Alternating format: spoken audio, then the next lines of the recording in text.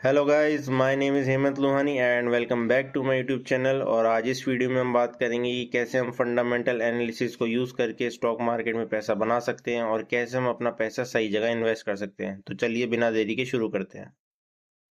Hello guys, तो आज हम बात करेंगे इस वीडियो में फंडामेंटल एनालिसिस की, जिसमें हम सबसे पहले बात करेंगे वैल्यू इन्वेस्टिंग की कि वैल्यू इन्वेस्टिंग क्या होती है और कैसे हम इसको यूज़ करके एक बढ़िया स्टॉक फाइंड कर सकते हैं। दूसरा हम बात करेंगे फाइनेंशियल रेशियोज की कि कौन कौन से फाइनेंशियल रेशियोज हमको यूज़ करने हैं ताकि हम अपना पैसा सही जगह इन्वेस्ट कर सकें। और तीसरा हम बात करेंगे बैलेंस शीट की कि कंपनी की बैलेंस शीट में हमें क्या क्या देखने की ज़रूरत है। तो चलिए शुरू करते हैं। तो चलिए सबसे पहले बात करते हैं हम वैल्यू इन्वेस्टिंग की कि वैल्यू इन्वेस्टिंग क्या होती है। तो value investing is a long term strategy of purchasing stocks trading for less than their intrinsic value, often referred to as having a safety of margin. तो जैसे कि ये बताना चाह रहे हैं कि इंट्रिंसिक वैल्यू से जो भी स्टॉक्स नीचे चल रहे हैं या जिनकी प्राइस उनके इंट्रिंसिक वैल्यू से नीचे चल रही है, उन स्टॉक्स को लेना हम प्रेफर करेंगे। क्योंकि इंट्रिंसिक वैल्यू क्या होती है? एक्चुअल वर्थ होती है कंपनी की, वो एक्चुअल वर्थ बताती है कंपनी की। अगर किसी स्टॉक की प्राइस उसकी कंपनी की इंट्रिंसिक वैल्यू से नीचे है तो वो ये दिखाता है कि अभी ये स्टॉक अंडर वैल्यूड है, इसमें आप इन्वेस्ट कर सकते हैं और इसमें आपका पैसा ग्रो हो सकता है। तो इंट्रिंसिक वैल्यू ये दिखाती है। दूसरा हम बात करते हैं मार्जिन ऑफ सेफ्टी की। तो जो डिफरेंस होता है इंट्रिंसिक वैल्यू और मार्केट प्राइस में, उससे हम कहते हैं मार्जिन ऑफ सेफ्टी की। तो जैसे मान लीजिए अगर प्राइस इंट्रिंसिक वैल्यू से ऊपर है तो हम उस स्टॉक को कहेंगे ओवर वैल्यूड, और अगर प्राइस इंट्रिंसिक वैल्यू से नीचे है तो हम उस स्टॉक को कहेंगे अंडर वैल्यूड। गाइस बात करते हैं फाइनेंशियल रेशियोज की, जिसमें हम सबसे पहले बात करते हैं प्राइस टू अर्निंग रेशियो की, जिसे हम कहते हैं पी रेशियो। तो पी रेशियो क्या होता है? पी रेशियो होता है current share price of a company divided by earnings of the company per share. कि जैसे मान लीजिए अभी करंट शेयर की प्राइस क्या चल रही है और कंपनी की अर्निंग्स क्या है पर शेयर की, तो उससे हमारा पी रेशियो निकलता है। इसे हम एक एग्जांपल से समझते हैं। Let's say that a company has an overall earning of ₹1000, also it has 100 shares trading in the market. इसका मतलब है जैसे मान लीजिए किसी कंपनी की जो ओवरऑल अर्निंग है वो ₹1000 है, और जो उसके शेयर्स ट्रेड कर रहे हैं मार्केट में वो टोटल 100 शेयर्स ट्रेड कर रहे हैं। तो उससे हम सबसे पहले अर्निंग पर शेयर निकालेंगे। तो अर्निंग पर शेयर हम कैसे कैलकुलेट करेंगे? कंपनी की overall earning divided by shares trading in the market. तो वो आ जाएगी, जैसे मान लीजिए ₹1000 कंपनी की अर्निंग है तो उसे हम 100 शेयर से डिवाइड कर देंगे जो उसके मार्केट में ट्रेड हो रहे हैं। तो उससे हमारी अर्निंग पर शेयर आ गई ₹10। ठीक है। उसके बाद हम बात करते हैं कि let's say that the shares of the company are trading at ₹100 per share. अब मान लीजिए किसी कंपनी के शेयर्स ट्रेड कर रहे हैं मार्केट में ₹100 पे। तो उसका पी कैसे कैलकुलेट करेंगे हम? तो उसका पी ऐसे कैलकुलेट होगा कि 100 पर शेयर, 100 डिवाइडेड बाय 10। मतलब 100 तो उसकी मार्केट प्राइस हो गई शेयर की, और उसको डिवाइड करेंगे हम अर्निंग पर शेयर से जो है ₹10। तो ऐसे करके हमारा पी रेशियो 10 का आ गया। तो ये हमें क्या दिखाता है कि जैसे मान लीजिए अभी हम ₹10 पे कर रहे हैं अगर कंपनी ₹1 कमा रही है। तो अभी जैसे हम मान लीजिए ₹10 अगर किसी कंपनी को पे कर रहे हैं ₹1 कमाने के लिए, तो वो काफी महंगा स्टॉक हो गया, काफी ओवर वैल्यूड स्टॉक हो गया। इसी जगह अगर हम ₹5 पे कर रहे होते हैं, ₹2 पे कर रहे होते हैं, तो वो स्टॉक अंडर वैल्यूड होता। तो ये पी रेशो काफी एक इम्पोर्टेंट रेशियो है जिससे हमें पता पड़ता है कि एक स्टॉक ओवर वैल्यूड है या अंडर वैल्यूड है, और हमें पैसा जो लगाना चाहिए वो अंडर वैल्यूड स्टॉक्स में ही पैसा लगाना चाहिए, क्योंकि लॉन्ग टर्म में वही स्टॉक आपको पैसा बना के देते हैं। तो अब बात करते हैं हम रिटर्न ऑन इक्विटी रेशियो पे, जिसे हम कहते हैं आरओई रेशियो। तो ROE ratio is a measure of the rate of return on the stock of a company. ये हमें बताता है कि how good the company is at generating returns on the stock investment. तो ये पूरा रेट ऑफ रिटर्न बताता है हमारे स्टॉक इन्वेस्टमेंट में। जैसे मान लीजिए कोई कंपनी 20% की आरओई दे रही है और दूसरी कंपनी 40% की आरओई दे रही है, तो हमारा ज़्यादा पैसा चांसेस हैं बनने के वो 40% आरओई वाली कंपनी पे हैं, क्योंकि वो कंपनी ज़्यादा इनकम जनरेट कर रही है। अब आगे हम बात करते हैं इसको कैसे कैलकुलेट करें। तो आरओई होता है calculate net income divide by total share holders equity. इसका मतलब कि कंपनी की नेट इनकम क्या है और उसके पास कितनी शेयर होल्डर इक्विटी है, उसको हम डिवाइड करके आरओई निकाल सकते हैं। ये एक इम्पॉर्टेंट रेशियो है क्योंकि ये कंपनी की एबिलिटी दिखाता है to turn equity investment into profit. कि वो अपने पैसे से कितना प्रॉफिट निकाल पा रही है कंपनी, ये उसकी एबिलिटी दिखाता है। तो लेट से एक एग्जांपल से समझते हैं हम कि आप एक प्रमोटर हैं कंपनी के और आपने 100 रुपये लगाए हैं पूरा कंपनी में। तो आपकी इक्विटी हो गई पूरी 100 रुपये की। अब उसी इक्विटी से आप 20 रुपए की इनकम जनरेट कर रहे हैं, तो आपकी जो आरओई हो गई वो 20% की आरओई हो गई। और मान लीजिए एक और कंपनी है जिसने 100 रुपए की इक्विटी लगा रखी है और वो 40% का आरओई जनरेट करी है, मतलब 40 रुपए की इनकम जनरेट कर रही है। तो जो कंपनी अगर ज़्यादा इनकम जनरेट कर रही है, जिसकी आरओई बेटर है, वो हम कंसिडर करते हैं वहाँ पे इन्वेस्टमेंट करना, क्योंकि वो बेटर रिटर्न्स देगी हमें। अब बात करते हैं हम प्राइस टू बुक रेशियो की, जिसे हम कहते हैं पीवी रेशियो। तो price to book ratio is a simple comparison of a company's market value to its book value. ये कंपैरिजन बताता है कि अभी कंपनी की क्या मार्केट वैल्यू है उस अगेंस्ट इट्स बुक वैल्यू, उसके बुक वैल्यू के against. It compares the company stock price to its book value per share. ये कंपनी की स्टॉक प्राइस कंपेयर करता है against its book value per share. अभी इसको हम समझते हैं सिंपल वे में कि ये बताना चाह रहा है कि जैसे मान लीजिए कि अगर कोई कंपनी अपना बिजनेस बंद कर देती है और सारे अपने लोन्स वगैरह पे कर देती है और अपने असेट्स वगैरह बेच देती है, तो उसके बाद क्या कंपनी की वैल्यू होगी, what will be the value of the company, वो बताता है आपका price to book value ratio. Let say that the value of a company is 1000। मान लीजिए किसी कंपनी की वैल्यू 1000 रुपये है। अब उस कंपनी ने ये डिसाइड करा कि मैं अपना काम बंद कर रही हूँ, तो वो 1000 रुपये उसको रिसीव होते हैं। आउट ऑफ दिस उसमें 400 रुपये वो लोन के पे कर देती है और 200 रुपये उसको असेट्स बेच के मिल जाते हैं। देयर फॉर जो कंपनी की टोटल बुक वैल्यू होगी वो होगी 1000 रुपये माइनस 400 रुपये लोन के चल गए और 200 रुपये असेट्स के आ गए, तो 800 रुपये कंपनी की टोटल बुक वैल्यू हो गई। Next let say that the total number of outstanding shares was 100। अब मान लीजिए किसी कंपनी के आउटस्टैंडिंग शेयर्स थे मार्केट में, वो 100 थे। तो therefore book value of the company per share हो गई 800 डिवाइडेड बाय 100, तो 8 रुपये पर शेयर बुक वैल्यू हो गई कंपनी की। अब हम पीवी रेशियो कैसे कैलकुलेट करेंगे। पीवी रेशियो होता है calculate market price of a share divided by book value per share. क्या मार्केट प्राइस है अभी शेयर की, और उसको डिवाइड कर देंगे हम बुक वैल्यू पर शेयर से। तो लेट से किसी शेयर की मार्केट प्राइस चल रही है अभी 80 रुपये, तो उसका पीवी रेशियो हो गया 80 डिवाइडेड बाय 8। तो 80 तो हो गई उसकी मार्केट प्राइस और 8 हो गई उसकी बुक वैल्यू पर शेयर। तो ऐसे करके आपका 10 का पीवी रेशियो आ गया। अगर किसी कंपनी का पीवी रेशियो कम का है तो वो अंडर वैल्यूड कहलाई जाती है, और अगर किसी कंपनी के शेयर का पीवी रेशियो ज़्यादा है तो वो ओवर वैल्यूड कहलाई जाती है। तो वैसे हमें अंडर वैल्यूड स्टॉक्स में, मतलब जिस कंपनी का पीवी रेशियो कम है उसमें इन्वेस्ट करना चाहिए। हाई पीवी रेशियो वाली में भी आप कर सकते हैं, लेकिन वो अलग अलग सेक्टर पे डिपेंड करता है।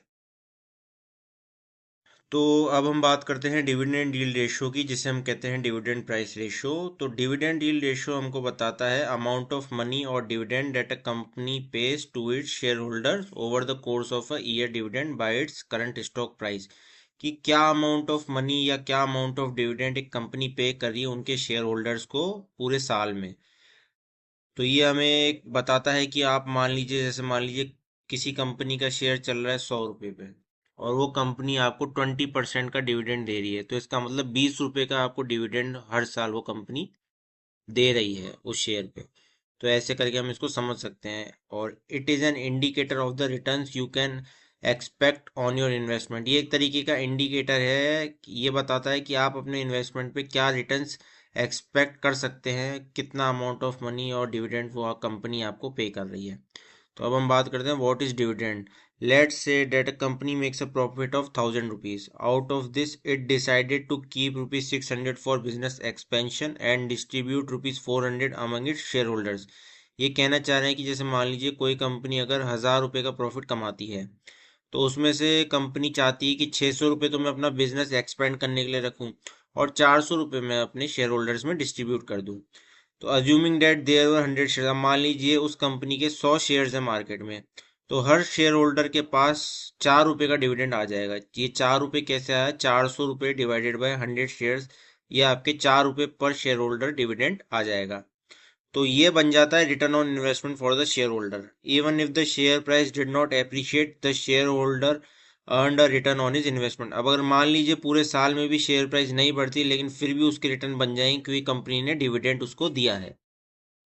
तो डिविडेंड यील्ड एक तरीके का इम्पोर्टेंट रेशियो है, क्योंकि काफ़ी सारे स्टॉक्स हैं जो एप्रिशिएट नहीं होते, बट अगर वो डिविडेंड्स देते हैं तो आपके हाई रिटर्न्स उनमें बनने के चांसेस हैं और आप बेटर उन पे डिविडेंड्स कमा सकते हैं। अगर मान लीजिए वो कंपनी का शेयर नहीं भी बढ़ा तो आपको उनके डिविडेंड से पैसा बन जाएगा। तो अब हम बात करते हैं डेब्ट टू इक्विटी रेशियो की। As the name suggest, this ratio gives you an overview of the debts and equity of the company. ये एक तरीके का रेशियो जो बताता है कंपनी के कितने डेब्ट्स हैं और कितनी कंपनी की इक्विटी है।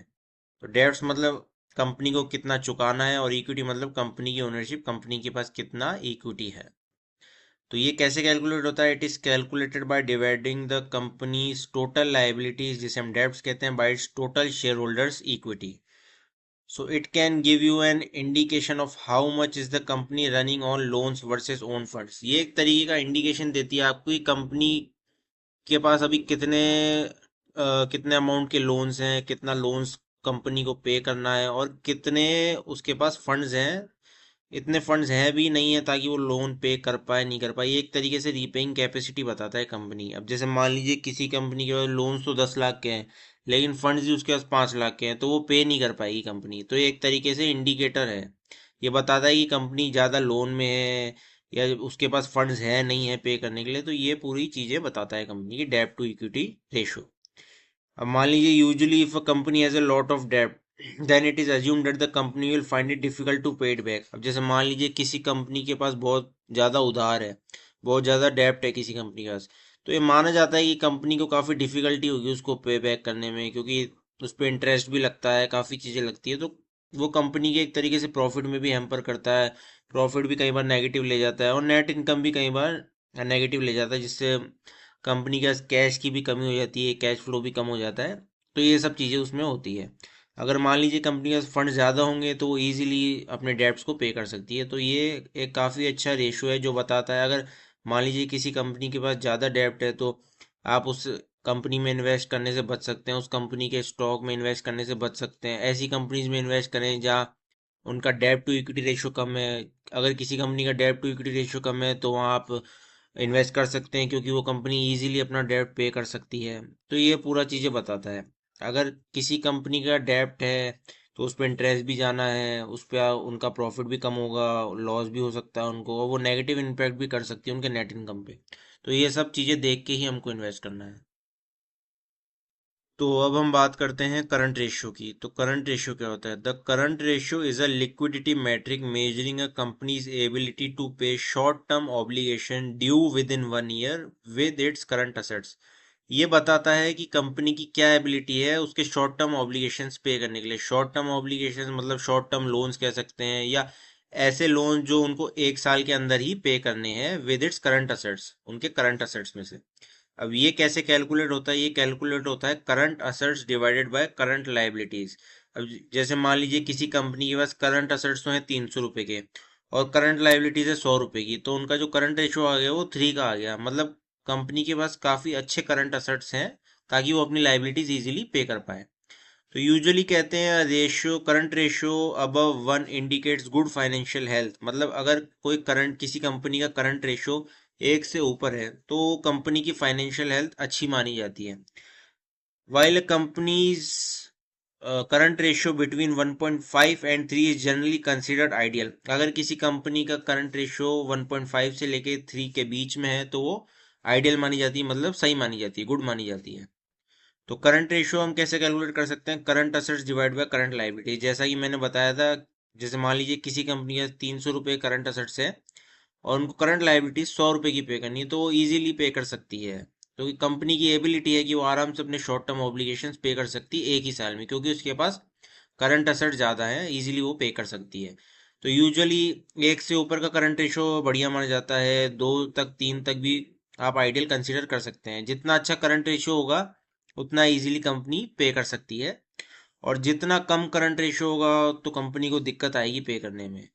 तो इसमें भी आप देख के इन्वेस्ट कर सकते हैं। अगर किसी कंपनी का करंट रेशियो अच्छा है तो आप इन्वेस्ट कर सकते हैं, अगर किसी कंपनी का करंट रेशियो लो है तो आप देख सकते हैं उसमें इन्वेस्ट करना है नहीं करना, उसमें रिस्क भी हो सकता है, तो ये आप देख के उसमें इन्वेस्ट कर सकते हैं।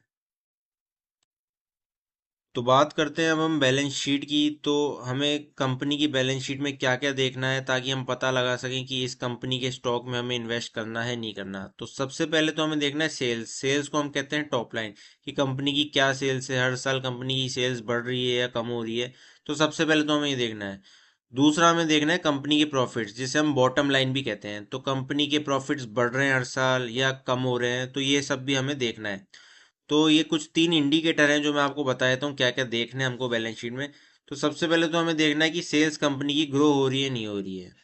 तो सबसे पहले तो हमें देखना है। दूसरा हमें देखना है कंपनी के प्रॉफिट्स बढ़ रहे हैं नहीं बढ़ रहे। हर साल कंपनी की अगर सेल्स भी बढ़ रही है और प्रॉफिट्स भी बढ़ रहे हैं, तो आप उस कंपनी में इन्वेस्ट कर सकते हैं। दूसरा हमें देखना है कि कंपनी के एसेट्स हर साल बढ़ रहे हैं नहीं बढ़ रहे या कम हो रहे हैं। अगर मान लीजिए किसी कंपनी के एसेट्स हर साल बढ़ रहे हैं, तो आप उस कंपनी में इन्वेस्ट कर सकते हैं, क्योंकि कंपनी हर साल कुछ रिटर्न्स कमा के अपने एसेट्स बढ़ा रही है काफ़ी। मतलब अगर एसेट्स किसी कंपनी के बढ़ते जा रहे हैं तो इजीली अपनी लाइबिलिटीज पे कर सकती है। और अगर किसी कंपनी की लाइबिलिटीज कम होती जा रही है हर साल, तो इसका मतलब कंपनी इजीली अपना पैसा चुका पा रही है, तो वो आगे भी आपको रिटर्न्स बना के दे सकती है। तो ये तो हो गया दूसरा इंडिकेटर। तीसरा हम बात करते हैं कैश फ्लो की। कैश फ्लो हो गया मतलब कंपनी के पास कितने कैश आ रहे हैं, कितना कंपनी के पास हर साल कैश आ रहा है। अगर मान लीजिए किसी कंपनी का हर साल कैश बढ़ता जा रहा है, तो वो कंपनी के लिए अच्छा साइन है, मतलब कंपनी अच्छा ग्रो कर रही है। तो ये तीनों ही चीजें हमें देखनी है बैलेंस शीट में। सबसे पहले तो हमें सेल्स देखना है, दूसरा हमें प्रॉफिट्स देखना है, तीसरा हमें असेट्स एंड लायबिलिटीज देखना है, और चौथा हमें कैश फ्लो देखना है कंपनी का। तो गाइज अब मैं आपको एक टूल के बारे में बता देता हूँ, जहाँ पे आप ये सारे रेशियोज देख सकते हैं, कंपनी की बैलेंस शीट देख सकते हैं, कंपनी की इंट्रिंसिक वैल्यू भी देख सकते हैं, और कंपनी की क्या प्राइस चल रही है, कंपनी के स्टॉक की क्या प्राइस चल रही है मार्केट में, वो भी आप यहाँ पे देख सकते हैं। तो ये बहुत ही अच्छा टूल है। इस टूल का नाम है टिकर टेप। तो इसकी हम सबसे पहले साइट पे आ जाएंगे, तो आपको गूगल पे आके डालना है tickertape.in। तो वो आपको इनकी साइट पे ले आएगा टिकर टेप की। तो अब सबसे पहले हम एक कंपनी के लिए सर्च करके देख लेते हैं। तो जैसे मान लीजिए हम इन्फोसिस के लिए ही सर्च कर लेते हैं, ये आईटी स्टॉक है, तो हम इसके लिए सर्च कर लेते हैं एक बार। तो ये इन्फोसिस का नाम आ गया, देखो सबसे पहले ही टॉप पे। तो इस पे हम क्लिक कर देते हैं, और ये आ गया इन्फोसिस में। अभी ये इन्फोसिस का पूरा दिखा रहा है ये आपको क्या शेयर प्राइस चल रहा है। अभी जैसे मान लीजिए अभी 1300 रुपये शेयर प्राइस चल रहा है इन्फोसिस का। तो यहाँ पे आपको सब चीज़ें दिख जाएगी, अभी उनकी क्या परफॉर्मेंस है, क्या वैल्यूएशन है, क्या ग्रोथ है अभी कंपनी की, क्या प्रॉफिटेबिलिटी है, क्या एंट्री पॉइंट अभी, मतलब इसमें एंट्री लेनी चाहिए स्टॉक में या नहीं। इसके फंडामेंटल्स भी देखिए, अपन ने फंडामेंटल्स की बात करी थी कि अभी जो कंपनी की करंट प्राइस है वो इंट्रिंसिक वैल्यू से कम है। तो ये सारी चीज़ें आपको यहाँ पे दिख जाएगी। प्लस यहाँ पे हम रेशियोज की बात कर लेते हैं, तो ये देखिए पी रेशियो, पीवी रेशियो, ये डिविडेंड रेशियो, हमने जितने भी रेशियोज की बात करी है सारे यहाँ पे आपको दिख जाएंगे। तो एक बहुत ही अच्छा टूल है। तो मैं आपको इसको रिकमेंड करूंगा कि आप इस टूल से भी आप मदद ले सकते हैं। यहाँ पे आपको हर तरीके की, ये देखिए कंपनी की बैलेंस शीट भी यहाँ पे आपको दिख जाएगी, या कंपनी की बैलेंस शीट आ गई। यहाँ पे आपको कंपनी की बैलेंस शीट दिख रही है, देखो फाइनेंशियल स्टेटमेंट, टोटल रेवेन्यू। ये टोटल रेवेन्यू कंपनी का दिखा रहा है हर साल कितना है। ये प्रॉफिट दिखा रहा है, नेट इनकम दिखा रहा है कंपनी की, अर्निंग पर शेयर दिखा रहा है कंपनी का। तो यहाँ पे आपको काफ़ी चीज़ें दिख जाएगी एक ही जगह पे, आपको अलग अलग जगह जाके सर्च नहीं करना पड़ेगा। अभी रेवेन्यू भी यहीं आपको दिख जाएगा, जिसे हम सेल्स कहते हैं। ये earning before interest and tax भी दिख जाएगा आपको। यहाँ पे प्रॉफिट्स भी दिख जाएंगे आपको, नेट इनकम भी दिख जाएगी, यहाँ पे आपको सब चीज़ें दिख जाएगी। सो थैंक यू गाइस, आज के लिए इतना ही इस वीडियो में। Please like share and subscribe my YouTube channel, और ये मेरे यूट्यूब चैनल का नाम है।